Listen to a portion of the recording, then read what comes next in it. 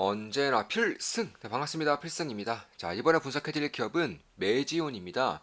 제가 전부터 이런 말씀을 드렸었죠. 만약에 바이오 제약이라는 주도 섹터가 꺾이지 않는다면 결국에는 신약 모멘텀 있는 기업들까지 그 온기가 갈 거라고 했었습니다. 왜냐하면 주도 섹터가 길어지면 길어질수록 버블의 영역으로 갈 수밖에 없고요. 버블의 영역으로 가면 갈수록 먼 미래의 실적까지 땡겨오는 일들이 비일비재하게 발생하기 때문에 그런 것입니다. 그 전년도 2023년도만 하더라도 2차 전지가 2030년대 실적까지 땡겨오면서 주가가 폭등했었죠. 이러한 일들은 주도 섹터에서 비일비재하게 일어난다는 거예요. 따라서 만약에 바이오 제약 섹터가 꺾이지 않는다면 먼 미래의 실적까지 끌고 오는 일이 발생한다는 것이고, 먼 미래의 실적까지 땡겨왔을 때 가장 주목해야 될 기업들 중에 하나가 바로 코오롱 티슈진, 그리고 지금 말씀드릴 메지온이라고 저는 생각을 하고 있습니다. 코오롱 티슈진은 예전부터 좀 말씀드린 기업이죠.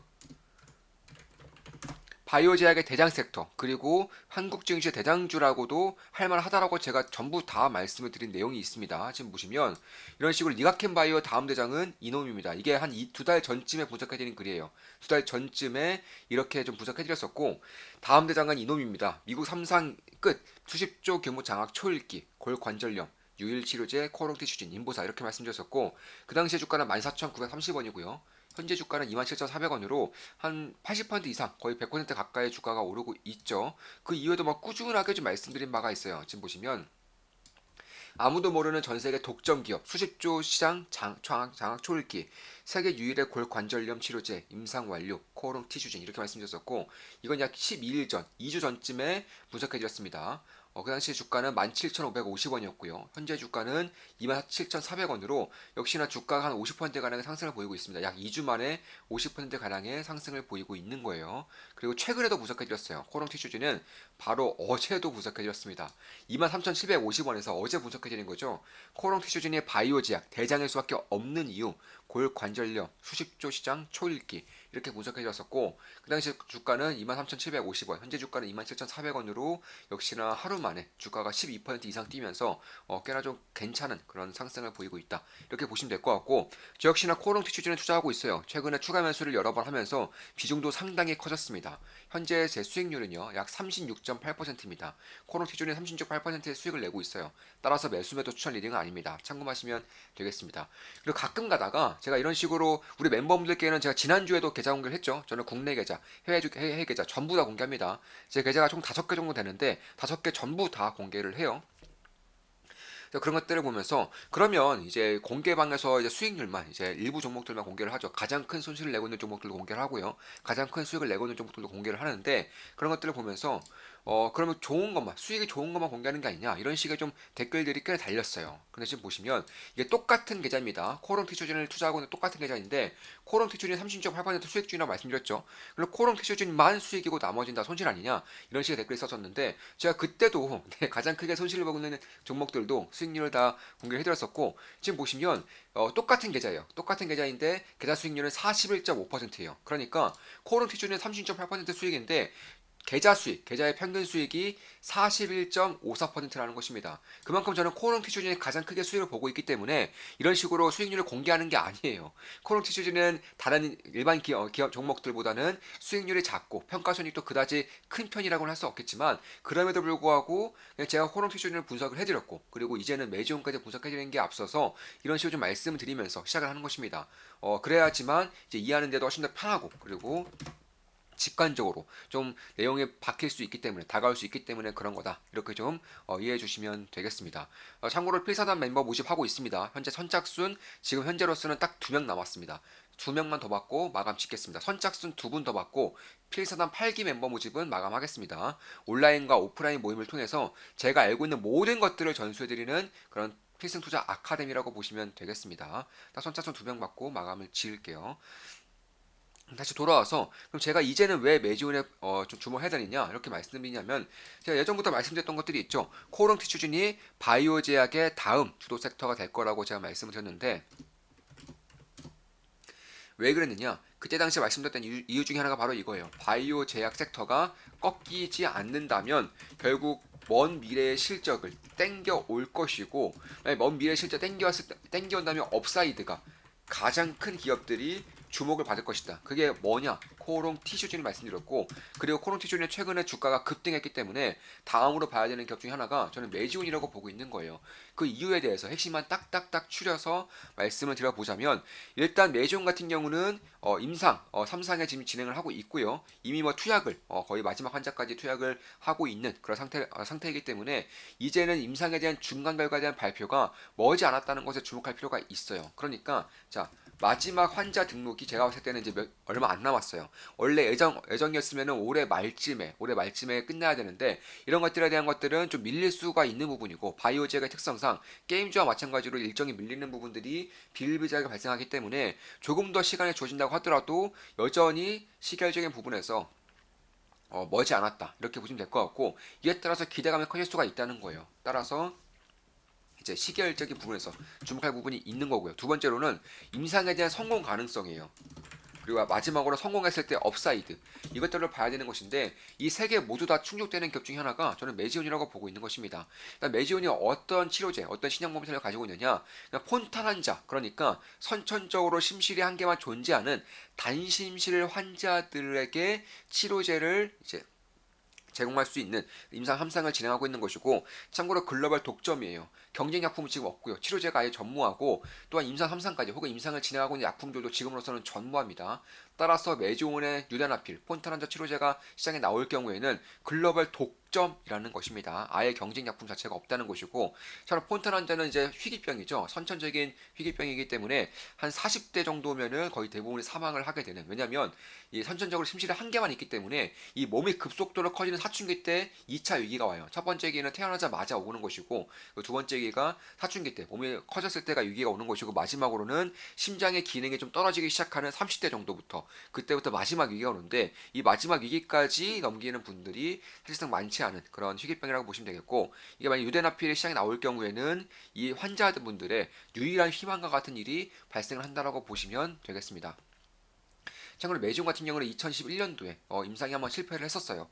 임상 3상에 대한 실패했었는데, 그럼 실패한 약품인데 왜 보고 있느냐, 이렇게 좀 궁금하실 수도 있을 것 같습니다. 제가 봤을 때는 이번 2차 임상 같은 경우는 FDA 측에서 제발 성공하라고 떠미는 것과 마찬가지로 좀 보여요. 저는 그렇게 보고 있습니다. 왜냐면 자, 이때 당시에 실패했을 때는 피밸류가 다른 약품들과 마찬가지로 0.05 이하가 나왔어야 돼요. 그런데 다시금 임상을 다시 진행하고 있습니다. FDA 측에서 다시 진행하라고 한 거예요. 권고사항을 낸 겁니다. 왜냐하면 피밸류를 0.1 이하만 나더라도 성공을 시켜주겠다라고 밝힌 거예요.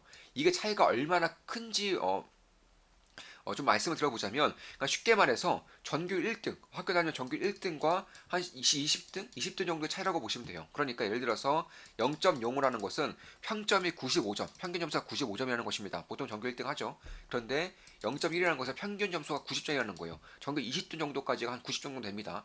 그러니까 이 결국 5점 차이가 어마무시한 차이라는 거예요. 실질적인 그런 난이도와 실력의 격차가 어마무시하게 커진다는 것인데, 0.05와 0.1 이하가 그 정도의 차이라고 저는 보고 있는 겁니다. 그만큼 난이도가 굉장히 낮았던 것이고, 참고로 임상 3상에 실패했을 당시에 피밸류가 몇이었냐, 피밸류가 0.05 이하로 나와야 성공하는 것인데, 실패했을 당시에 피밸류가 0.9였어요. 그러니까 자, 그 당시에는 0.05 이하가 나와야지만 성공했는데 0.9가 나오면서 실패를 했죠. 그런데 이번 2차 임상 때에는 0.1 이하만 나와도 성공을 시켜주겠다는 것입니다. 그런데 첫 번째 임상 때 몇 나왔다고요?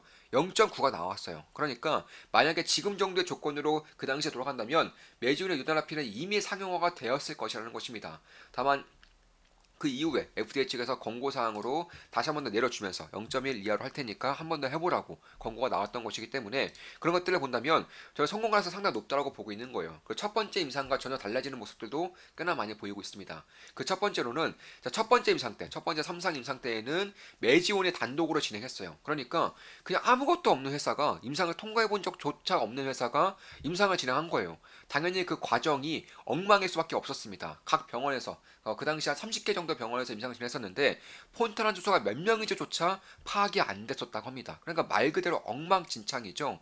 이에 따라서 데이터가 제대로 나올 수가 없는 환경이었다는 거예요. 두 번째로는 환자 관리가 안 되다 보니까 환자들이 약을 제대로 먹고 있는지, 먹다가 중단을 시켰는지 뭐 알 수가 없었다는 거예요. 그래서 환자들이 약에 대한 그런 투약 그런 투약에 대한 그런 환경이 그다지 좋지가 않았다는 것입니다. 그리고 마지막으로 이게 핵심인데 폰탄 환자 수, 그러니까 슈퍼 폰탄 환자 수가 약 20%가량에 섞여 있었다는 거예요. 그러니까 슈퍼 폰탄 환자가 뭐냐? 이 폰탄 환자는 폰탄 환자인데 일반인들과 별 차이가 없는 환자라는 거예요. 당연히 이들 같은 경우에는 피밸류를, 그러니까 표준 편차를 유의미하게 얻기가 좀 힘들겠죠. 왜냐하면 워낙에 일반인과 별다를 게 없는 환자다 보니까 약효를 제대로 증명하기가 굉장히 힘들었다는 것입니다. 말 그대로 워낙에 건강한 사람이 비타민 C를 먹었을 때와 혹은 체력적으로 많이 힘든 사람이 비타민 C를 먹었을 때 그 효과가 차이가 큰 것처럼 마찬가지로 폰탄 환자임에도 불구하고 슈퍼 폰탄 환자에 대한 유무를 그 당시에는 몰랐다는 거예요. 근데 임상을 끝내고 데이터를 확인하다 보니까 슈퍼 폰탄 환자가 무려 20%가량, 그러니까 일반인과 운동 능력 자체가 별 차이가 없는 사람들 20%가량 섞여 있으면서 피밸류를 워낙에 높였었다는 것입니다. 그 당시에 슈퍼 폰탄 환자를 제외시켰으면은 피밸류는 0.023 정도 나왔다고 해요. 그러니까 슈퍼폰 환자를 제외시켰으면 그 당시에도 임상에 성공했을 거다. 이런 식으로 회사 측이 밝혔었는데 그런 것들을 토대로 봤을 때에는 피밸류가 0.1 이하로 나왔기 때문에 1차처럼 첫 번째처럼 엉망으로 임상을 진행해도 일단 통과를 하는 수준이라는 것입니다. 두 번째로는 그 당시에 엉망이었던 그런 관리, 환자에 대한 관리 혹은 환자 수의 그런 수소 차종 제대로 파악이 안 됐던 점, 그리고 마지막으로 슈퍼폰단 환자를 완벽하게 제외시키겠다 밝혔어요. 참고로 슈퍼폰단 환자를 제외시키라는 것은 FDA의 권고였습니다.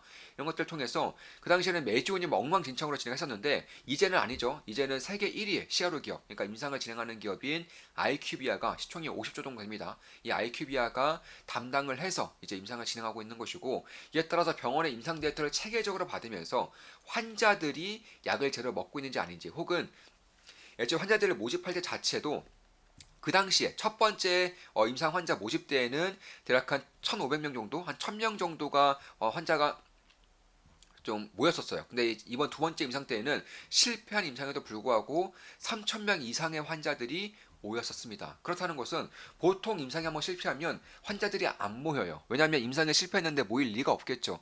특히나 목숨이 왔다 갔다 하는 병들은 임상에 실패하면 환자 수가 안 모여서 거의 자초되는 것과 마찬가지일 정도인데 예전에 뉴다나필은 오히려 환자 수가 2배 정도로 늘었다. 임상을 희망을 환자 수가 2배 정도 늘었다는 것은 제가 봤을 때는 폰탄 환자들 사이에서 입소문을 돌았다는 것이고 입소문이 돌면서 환자 수가 기하급수로 늘었고 그에 따라서 여기서 선별적으로 436명만 뽑아서 현재 임상을 진행하고 있는 것입니다. 그러니까 성실하게 그리고 제대로 된 임상을 진행할 수 있는 분들 그리고 슈퍼폰 환자를 제외시킨 분들만 임상을 진행하고 있다는 것이고 따라서 환자에 대한 관리라던가 슈퍼폰단 환자를 제외시킨다는 점 그리고 성실하게 임상에 임할 사람들만 뽑아서 임상을 진행하고 있기 때문에 제가 봤을 때는 피밸류가 0.1 이상으로 늘어난 이상 0.1 이하로 늘어난 이상 결국에는 성공에 대한 가능성은 꽤나 높을 수밖에 없지 않나 개인적으로는 그렇게 보고 있는 것입니다. 물론 저 역시나 현재 매주에 투자를 진행하고 있고요. 현재는 약간의 손실을 내고 있습니다. 따라서 매수에서 추천을 드리는 거 아니에요. 저 같은 경우는 여기서 만약에 지지율이 조금 더 확고해진다거나 혹은 변곡시장이 잡힐 경우에는 추가 매수도 고려하고 있어요. 따라서 한 달에 24,000원이면 제 매수매도 내역을 실시간으로 보실 수가 있습니다. 필사단 멤버는 선착순 2명만 받고 딱 마감을 지을 거고요.